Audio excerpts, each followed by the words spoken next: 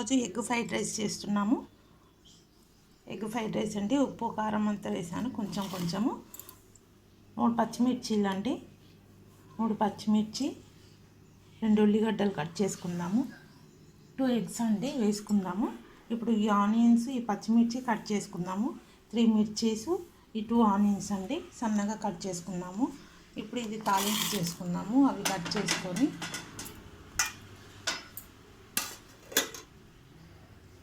2 eggs అండి.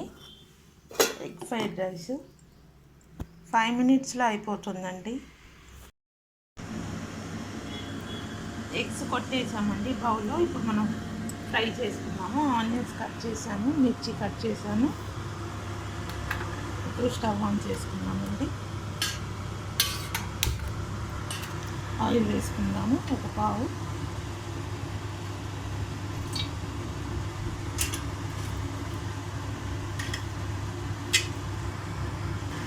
Oil వేడైందండి. అల్లం వెల్లుల్లి పేస్ట్ కూడా కొంచెం వేసుకుందాము. ఇప్పుడు ఆయిల్ వేడైన కదా పచ్చిమిర్చి, ఆనియన్స్ వేసేసుకున్నాము.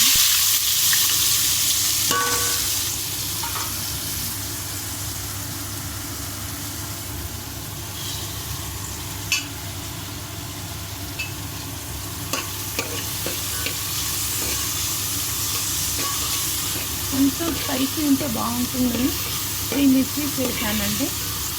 సన్నగా కట్ చేసి వేసాను.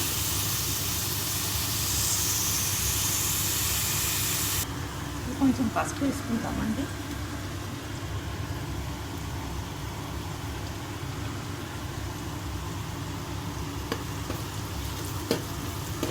లైట్ గోల్డ్ కలర్ వచ్చింది కదా, ఇప్పుడు అల్లం వెల్లుల్లి పేస్ట్ కూడా వేసేసుకుందాము.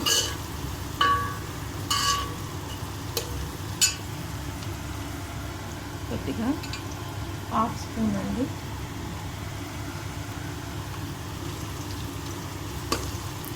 రుచికి సరిపడా సాల్ట్ వేసుకుందాము. ఆల్రెడీ రైస్లో వేసాము. కొంచెం ఈ ఉల్లిగడ్డ, పచ్చిమిర్చి గుడ్డు కోసం అండి కొద్దిగా.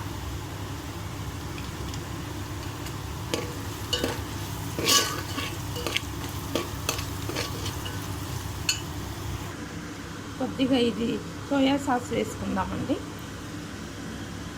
మళ్ళీ మిర్చిది కూడా కొద్దిగా ఇది వేసుకుందాము, చిల్లీది.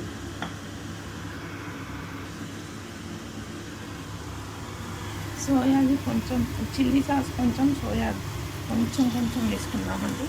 మళ్ళీ ఎక్కువ వేస్తే టేస్ట్ పాడైపోతుంది. కొద్దిగా సాస్ కూడా వేసుకున్నాము, సోయా సాస్ కలిపేసుకుందాము.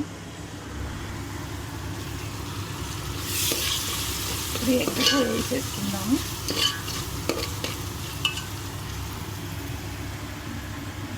ఎగ్ కొట్టి పెట్టాము కదా ఇందాక, ఏమైనా ఉందా అని చూడడానికి.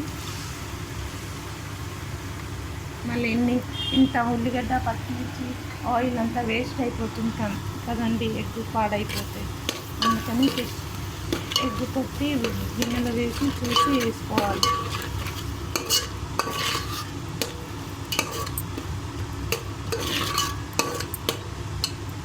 కలిపేసుకుందామండి బాగా.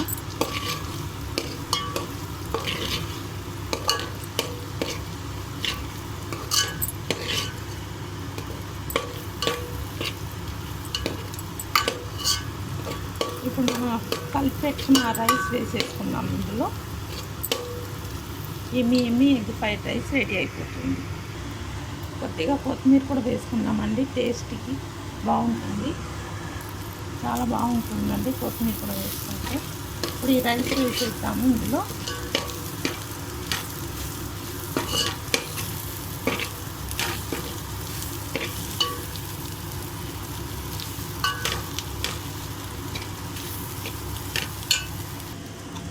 ఇప్పుడు ఈ రైస్ మొత్తం వేసేద్దామండి ఇందులో.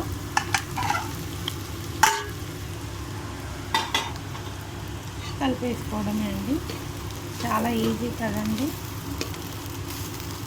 చూసారు కదా ఎంత ఈజీ. ఎమ్మి ఎగ్ ఫ్రైడ్ రైస్ రెడీ అండి. చూసారు కదండి, ఎమ్మి ఎగ్ ఫ్రైడ్ రైస్ రెడీ అండి. మీరు కూడా చేసి ఇలా తినండి, చాలా బాగుంటుంది. Thank you.